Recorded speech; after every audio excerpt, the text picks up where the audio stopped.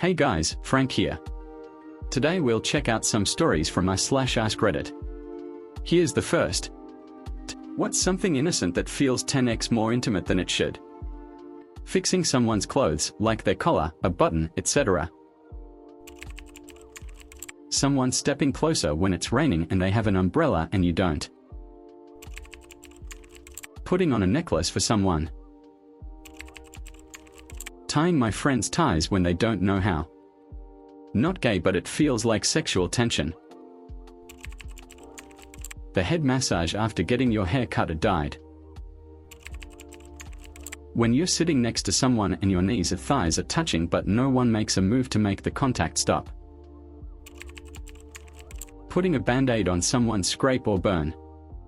Especially if you dab it gently clean and put some analgesic on the band-aid pad. It's not even necessarily romantically intimate, it can be something you do for your child or your sibling or your friend just as much as for your partner. But it's such a loving act that involves so much trust and vulnerability. Here's story 2. People who smashed the wedding cake into your new spouse's face. How is your relationship and marriage now? My friends did. She took a tiny bit with her finger and wiped it on his nose and mouth. He got mad and smashed her whole face into the cake. They are divorced. She asked him not to, he did. Divorced.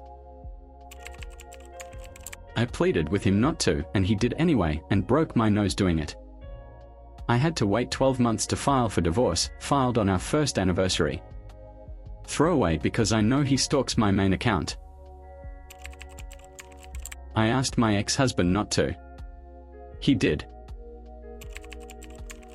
I remember my stepdad doing this to my mom at their wedding. I could tell she was upset. I was 10. He was predictably a horrible person. She stayed with him way too long, but the universe took care of things by ushering him off the mortal coil via a big fat heart attack. My ex-husband did it even though I asked him not to. My husband was horrified by the idea of the cake smash, also the garter toss. We cut and fed each other cake and it was very gentle and sweet.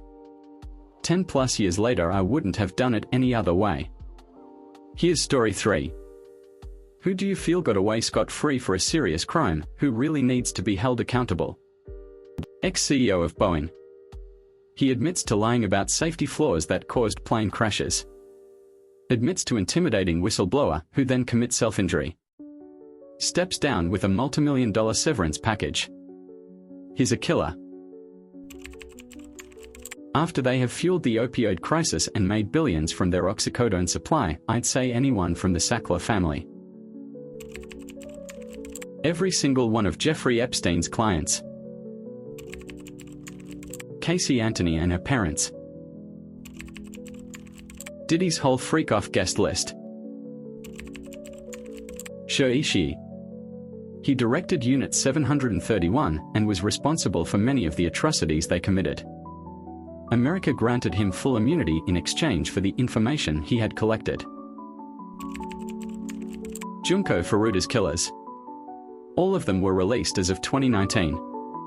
One of them went to be a Yakuza and even used to brag about that crime, allegedly. The mother of Joe Agura even blamed Junko for ruining her son's life and vandalized her grave. I don't know if one of them already died or if they are still alive and kicking. But to my knowledge all 4 are still around doing whatever. Here's story 4. People who have accidentally waved back at someone who wasn't waving at you. What did you do immediately after to try and style it out? I immediately scratched my head like I was just stretching. Then pretended to look around like I saw someone else. I committed fully. Gave them double finger guns and a wink.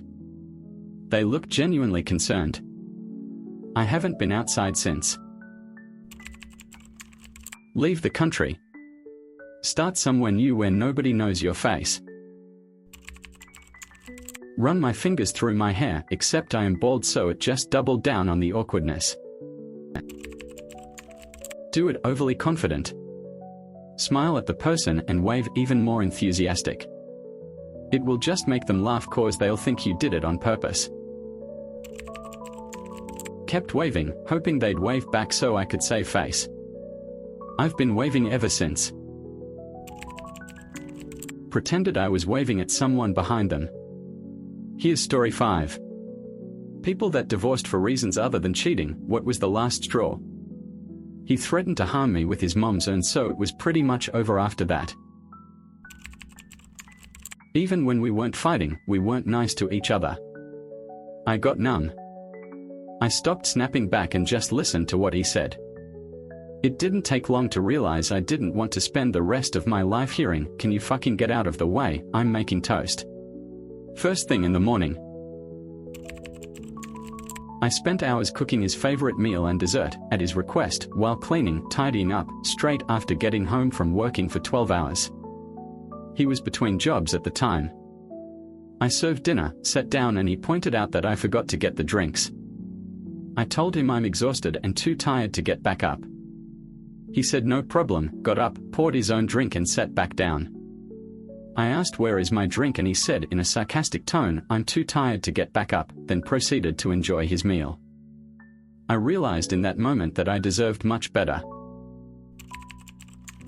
Not me, but family friend and his wife couldn't agree on literally anything.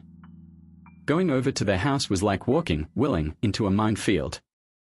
Everything from what the other person was wearing to what was for dinner, or even basic things like whether or not to turn the oven on, was treated like some sort of massive fight that lasted hours.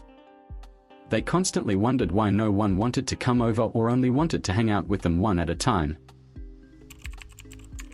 She snorted our mortgage, car payment, credit card payments, and lied about it all. Then she tried to harm herself to make me stay. The last straw was when he hid our car keys so I couldn't get to work, basically just one more in a long series of things he'd do so he'd have a reason to scream at me, in this case, waking him up. He told me that it was his car and that he'd rather harm himself than spend 1 second longer with me. So I packed a bag, left the house, cried the entire day at work, and never went back. My mom, not me but her ex-husband, wrapped their car around a tree driving home drunk, crawled to the front step, and passed out on it. She stepped over him to get to work and came home with divorce papers that day. Thank God he was her first husband and not my dad. That wraps it up.